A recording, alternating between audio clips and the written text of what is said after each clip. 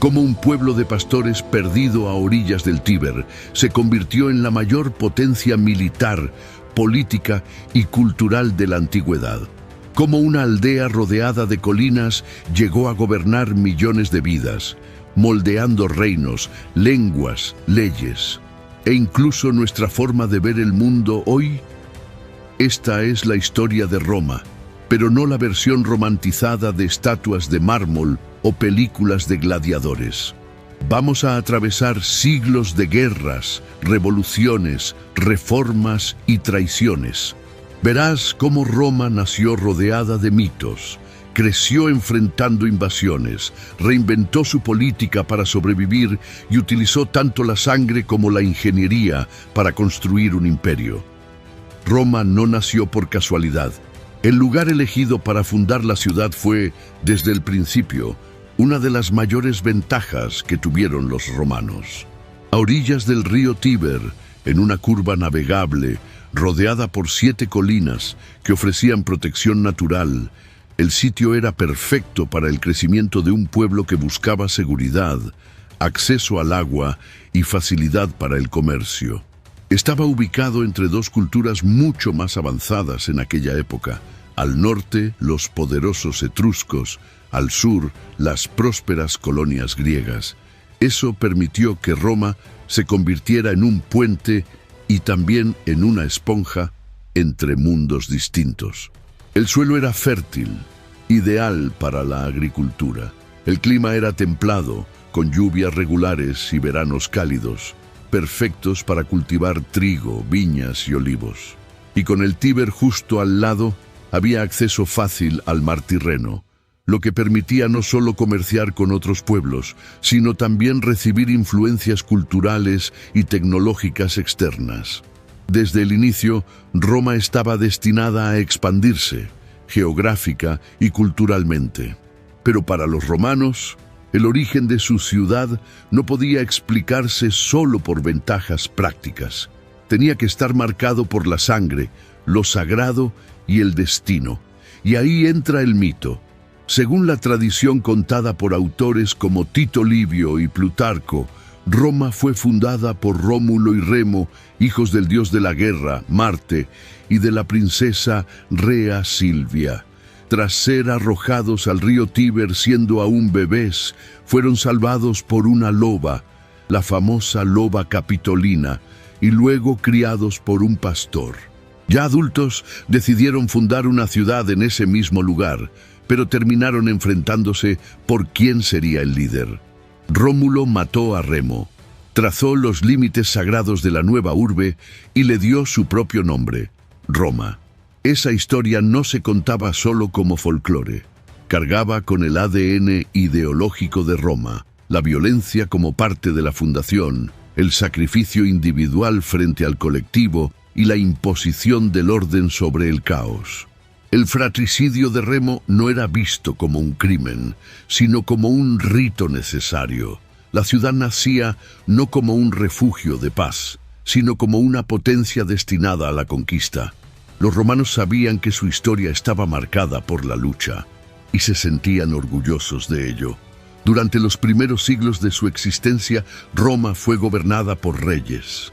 No por déspotas orientales, ni monarcas hereditarios en el sentido moderno, sino por líderes con autoridad religiosa, militar y judicial, elegidos, al menos según la tradición, por una asamblea y aprobados por los senadores. Fueron 7 en total, y cada uno dejó huellas profundas en la estructura social, religiosa y urbana de la ciudad. Los 4 primeros reyes, Rómulo, Numa Pompilio, Tulio Hostilio y Anco Marcio, tenían orígenes latinos o sabinos. Representan la fase inicial de Roma, aún fuertemente rural, con valores fundados en la guerra, la religión y las relaciones entre tribus vecinas. Rómulo el fundador organizó los primeros cuerpos militares y creó el Senado. Numa Pompilio, por su parte, consolidó la estructura religiosa de la ciudad. Estableció colegios sacerdotales, creó el cargo de pontífice máximo y reformó el calendario. influencias atribuidas a los sabinos y a un intento de domesticar el espíritu guerrero de la ciudad con normas sagradas. Tulio Hostilio fue el opuesto de Numa. Promovió guerras constantes, incluida la destrucción de Alba Longa, ciudad hermana de Roma. Y Ancomarcio, su sucesor, buscó el equilibrio entre guerra y religión, expandiendo Roma hasta la costa y fundando el puerto de Ostia. Pero fue con los últimos tres reyes, Tarquino Prisco, Servio Tulio y Tarquino el Soberbio, que Roma entró en una nueva etapa. Etrusca. Los etruscos, un pueblo del norte de Italia, influyeron fuertemente en Roma en esta fase. Introdujeron técnicas de construcción más avanzadas, como el uso del arco en las edificaciones. Trajeron símbolos de autoridad que se volverían parte del imaginario romano: el trono elevado, el cetro, la toga púrpura y los fasces. Haces de varas con un hacha en el centro, símbolo del poder de vida y muerte de los magistrados. Servio Tulio fue un rey particularmente innovador. Instituyó el primer censo poblacional, dividió a la población en tribus y centurias según su riqueza, y mandó construir la muralla serviana, la primera gran línea de defensa urbana. Estas reformas tendrían un papel crucial en el futuro modelo militar de la República. Pero el último rey, Tarquino el Soberbio, destruyó lo que había sido construido. Su gobierno estuvo marcado por el autoritarismo y el desprecio por las tradiciones. El detonante de su caída fue un crimen brutal. Su hijo, Sexto Tarquino, violó a Lucrecia, una noble romana. Humillada, ella se quitó la vida, y su muerte causó una conmoción política que unió a patricios y plebeyos contra la monarquía. Lucio Junio Bruto, pariente de Lucrecia, lideró la revuelta.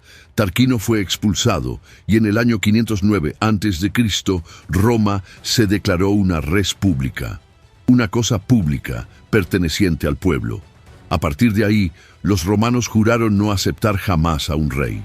La palabra rex se volvió sinónimo de tirano, pero si la monarquía cayó, ¿quién pasó a gobernar?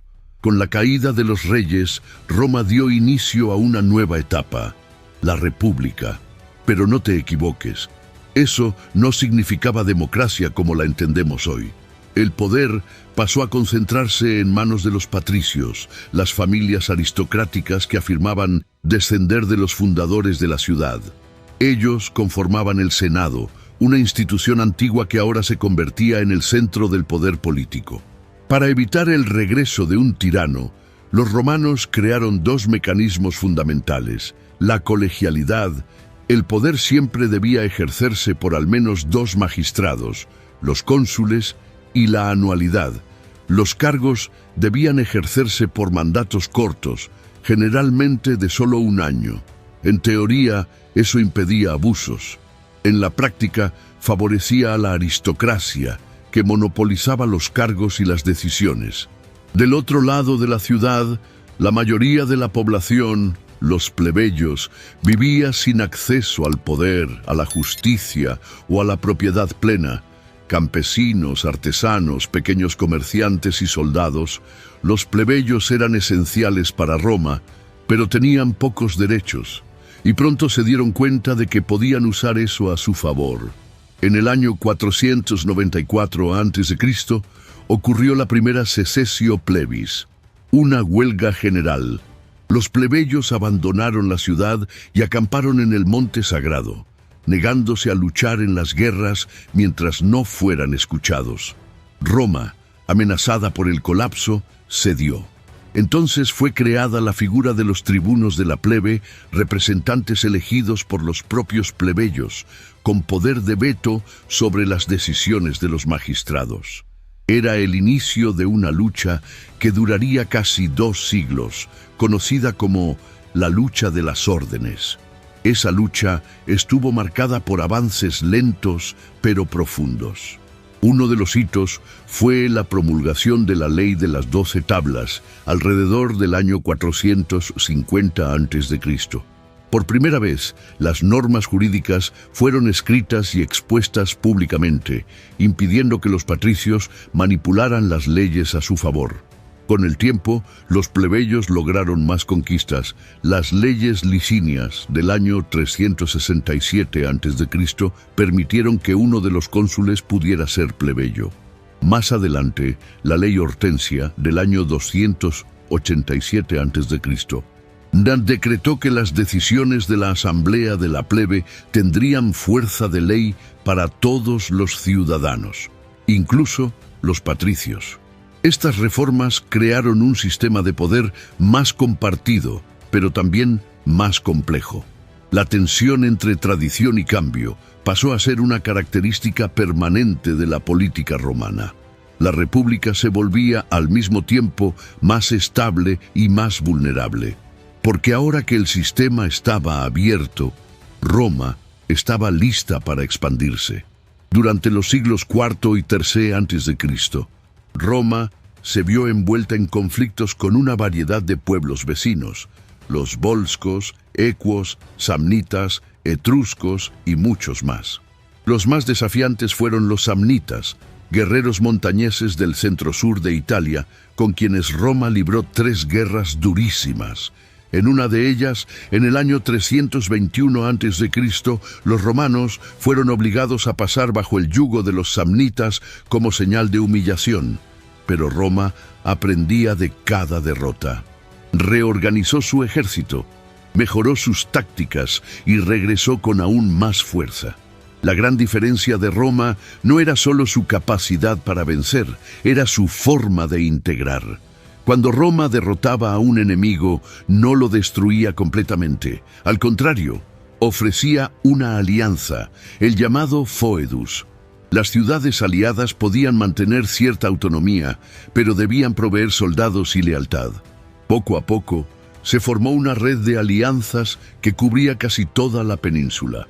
Una Italia romana mucho antes del surgimiento del imperio. Pero no todos los enemigos eran tan fáciles de absorber. En el año 390 a.C., surgió una amenaza brutal desde el norte. Los galos senones, un pueblo celta guerrero, cruzaron los Apeninos y derrotaron a los romanos en el río Alia. Los sobrevivientes huyeron en pánico y los invasores entraron en Roma casi sin resistencia.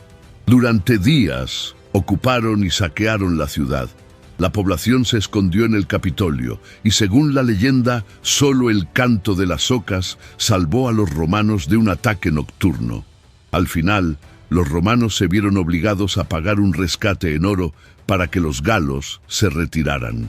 Y cuando se quejaron del peso injusto de la balanza usada en la negociación, el jefe enemigo, Breno, arrojó su espada sobre los pesos y declaró: «Vae victis», «Ay de los vencidos». Esa humillación quedó grabada para siempre en la memoria romana.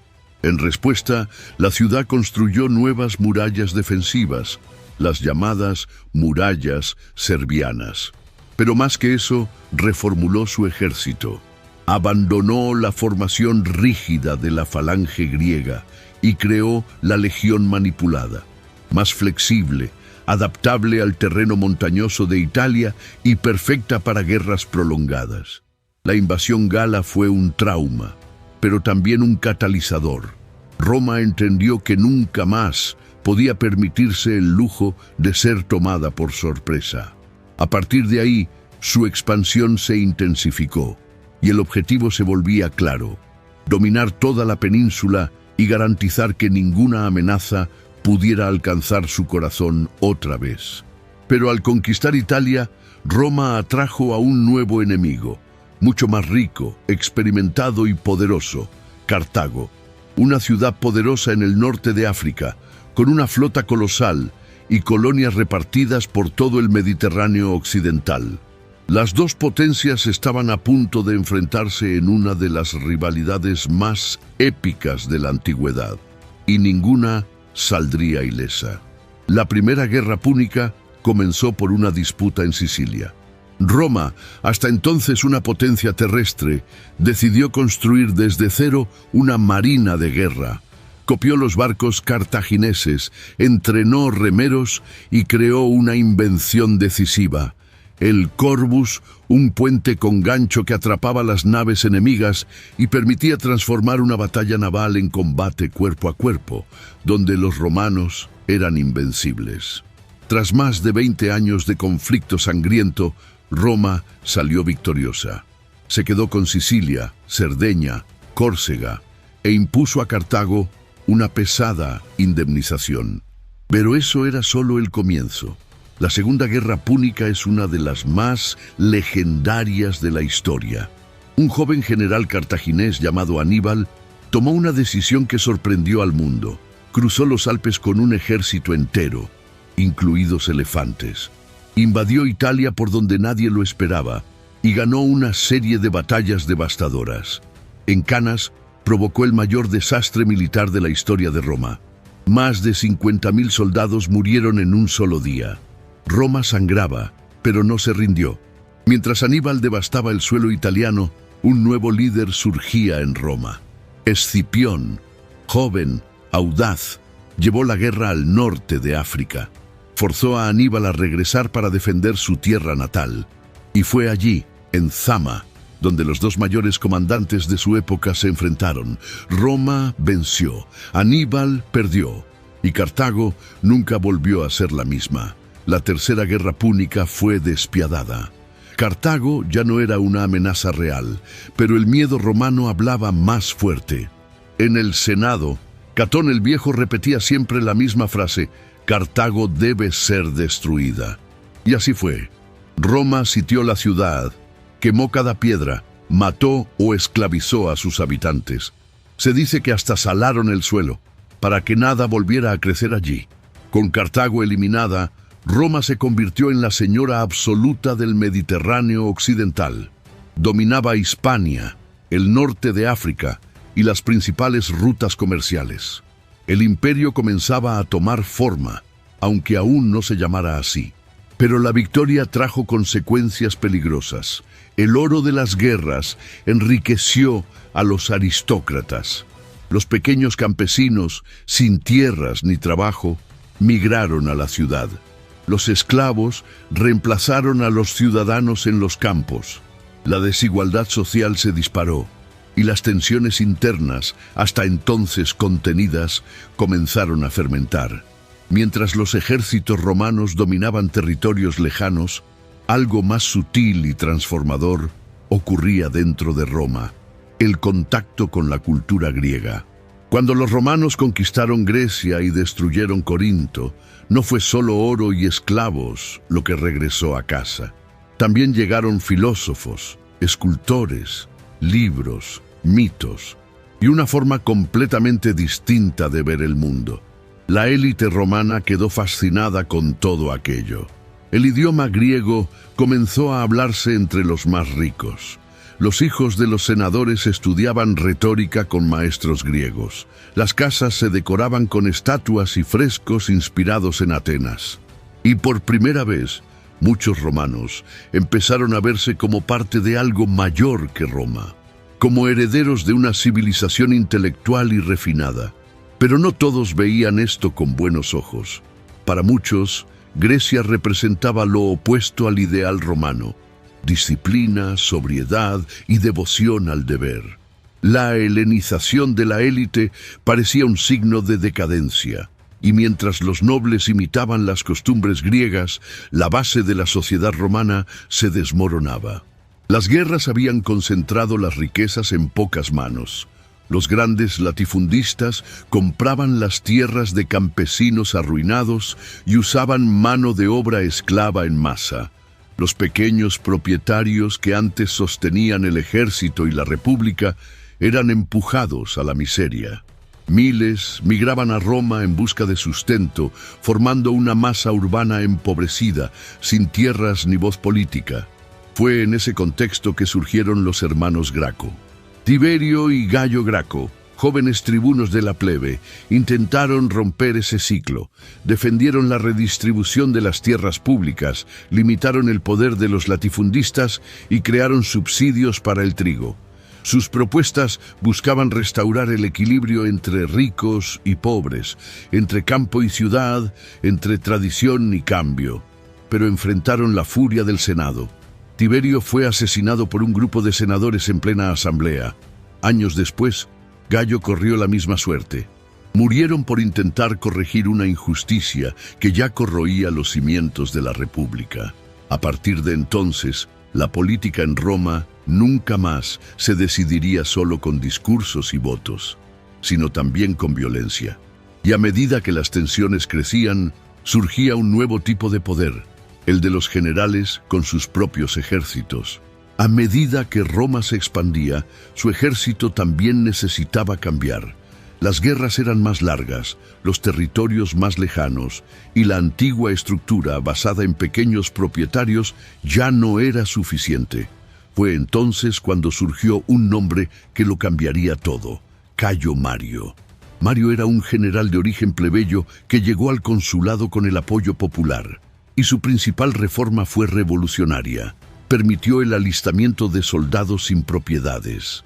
Hombres que antes no tenían derecho a servir pasaron a integrar las legiones. A cambio, recibían salario, entrenamiento, equipo y la promesa de tierras al finalizar el servicio. El ejército dejó de ser una obligación cívica de los ciudadanos y se transformó en una carrera profesional. Esto le dio a Roma un poder militar sin precedentes, pero también creó un problema peligrosísimo. Ahora, los soldados ya no luchaban por la República, sino por el general que les pagaba. La lealtad se desplazaba de Roma hacia el comandante, y el primero en explotar esto hasta el límite fue Lucio Cornelio Sila. En el año 88 a.C., cuando el Senado intentó quitarle el mando de una campaña, Sila respondió de una forma inimaginable. Marchó con sus legiones sobre la misma ciudad de Roma. Fue la primera vez que un general usó el ejército para tomar el poder dentro de la ciudad. Sila asumió como dictador, eliminó a sus adversarios, confiscó bienes y luego renunció voluntariamente, creyendo haber restaurado el orden. Pero el precedente ya estaba establecido. A partir de ese momento, los generales pasaron a ser los verdaderos árbitros de la política. Cada campaña militar era una oportunidad para acumular prestigio, riquezas y apoyo armado. La república, basada en la colegialidad y en la rotación de cargos, comenzó a desmoronarse frente a un nuevo modelo, el del poder personal. Y mientras Roma se hundía en el caos, surgía un nuevo general, más ambicioso, más carismático y más peligroso que todos los anteriores. Su nombre, Julio César. Ambicioso, brillante e implacable, comprendió como nadie los nuevos caminos del poder y aprovechó cada uno de ellos. César comenzó su ascenso político formando una alianza informal con dos hombres influyentes: Pompeyo, el gran general, y Craso, el hombre más rico de Roma. Juntos dominaron la política desde las sombras. Era el llamado primer triunvirato. Pero las alianzas en Roma rara vez duraban. Mientras Pompeyo permanecía en Roma, a César se le otorgó el mando militar de la Galia. Durante años, lideró campañas que expandieron drásticamente el territorio romano.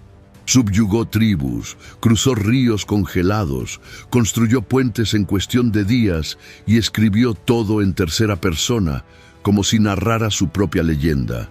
Cuando regresó, era el hombre más famoso y más temido de la República. El Senado, bajo la influencia de Pompeyo, ordenó que regresara a Roma, solo sin su ejército. Era una trampa, pero César tomó una decisión que se convertiría en símbolo de la ruptura definitiva.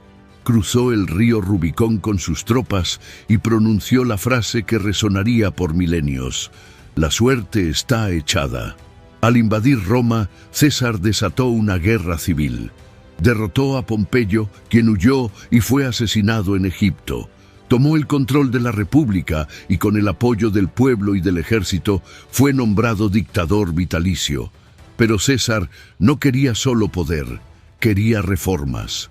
Redujo las deudas, redistribuyó tierras, amplió la ciudadanía a diversas provincias y reformó el calendario, creando el modelo que usamos hasta hoy.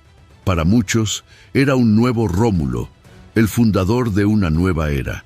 Pero para la élite senatorial, había ido demasiado lejos. Estaba concentrando poderes divinos, rompiendo los límites de la tradición y amenazando la propia idea de república. La conspiración creció en silencio, y el 15 de marzo, los idus de marzo, César fue rodeado en el Senado y apuñalado por decenas de senadores, incluyendo a Bruto, su aliado más cercano. La muerte de César, sin embargo, no restauró la república. Todo lo contrario, arrojó a Roma a un nuevo ciclo de guerras civiles. El pueblo lloraba al dictador asesinado. Los generales luchaban por la herencia de su poder. Y entre ellos, un joven heredero inesperado comenzaba a emerger. Octavio. Joven, enfermizo, de complexión débil, pero adoptado oficialmente por César como hijo y heredero. Y eso fue suficiente para lanzarse al centro de la tormenta. Octavio se alió inicialmente con Marco Antonio, general y mano derecha de César, y con Lépido, formando el segundo triunvirato. Juntos, vengaron la muerte del dictador, derrotaron a los asesinos de César en la batalla de Filipos y se repartieron el mundo romano entre los tres. Pero como siempre en Roma, las alianzas estaban hechas para romperse. Pronto, Octavio y Marco Antonio se volvieron rivales. Antonio se involucró con Cleopatra, reina de Egipto, y comenzó a gobernar el Oriente como si fuera su imperio personal. En Roma, Octavio acusó a la pareja de traición, manipuló al Senado, convocó al pueblo y declaró la guerra. El desenlace llegó en Actium, en una decisiva batalla naval. La flota de Octavio salió victoriosa. Marco Antonio y Cleopatra se suicidaron en Egipto. Octavio regresó a Roma como el único amo del mundo romano. Pero en lugar de proclamarse rey o dictador, hizo algo mucho más inteligente. Devolvió los poderes al Senado y fue recompensado inmediatamente con aún más poder. Recibió el título de Augusto, el consagrado, y se convirtió en el primer emperador de Roma. Disfrazado bajo la apariencia de restaurador de la República, acumuló todos los poderes: político, militar, religioso. Era el princeps, el primer ciudadano y también el señor absoluto del imperio. Con Augusto comenzó la llamada Pax Romana, un período de más de 200 años de relativa paz y estabilidad. Roma floreció. Se construyeron ciudades, las carreteras conectaron los extremos del imperio. El comercio prosperó y surgieron monumentos grandiosos por todas partes. El Coliseo, los acueductos, los foros. El pueblo era alimentado, los juegos se entretenían y el ejército mantenía todo bajo control. Augusto reinó por más de 40 años. Fue adorado en vida, celebrado como padre de la patria y elevado al estatus divino tras su muerte. No solo consolidó el imperio, moldeó el modelo imperial que se repetiría por siglos. Pero detrás del orden, la fragilidad crecía. Con Augusto, el imperio comenzaba, pero también una nueva era, la del poder absoluto, hereditario y muchas veces inestable, y no todos los que heredarían su trono estarían preparados para ello. Después de Augusto, el imperio romano parecía imbatible, pero con el tiempo, lo que había sido construido con disciplina, orden e ingenio, empezó a resquebrajarse desde dentro. El problema estaba en el propio sistema sucesorio. No existía una regla clara. La elección del nuevo emperador dependía de intrigas, adopciones políticas o, peor aún, de la fuerza bruta. Llegaron los emperadores desequilibrados: Calígula, que nombró cónsul a su caballo; Nerón, que mandó matar a su propia madre y, según muchos, tocaba la lira mientras Roma ardía en llamas; Cómodo, que se creía la reencarnación de Hércules y luchaba como gladiador ante el pueblo; La autoridad imperial pasaba a depender del capricho de hombres imprevisibles, y el Senado, antes símbolo de control y debate, fue vaciado de poder. En su lugar, la Guardia Pretoriana, la guardia personal de los emperadores, pasó a decidir quién ascendía y quién moría. Muchos emperadores duraban meses, algunos ni siquiera llegaban a coronarse. Las luchas internas corroían la máquina de gobierno. En el siglo III, la situación se salió completamente de control. Fue el llamado siglo de la crisis. En apenas 50 años, Roma tuvo más de 20 emperadores. La mayoría llegó al trono por la fuerza de las armas. Guerras civiles devastaban provincias enteras. La economía colapsó. El valor de la moneda se desplomó. La inflación se disparó. Y por si fuera poco, una epidemia mortal, quizá viruela o sarampión, mató a millones. El imperio ya no lograba proteger ni alimentar a su propio pueblo. Y entonces llegaron los bárbaros.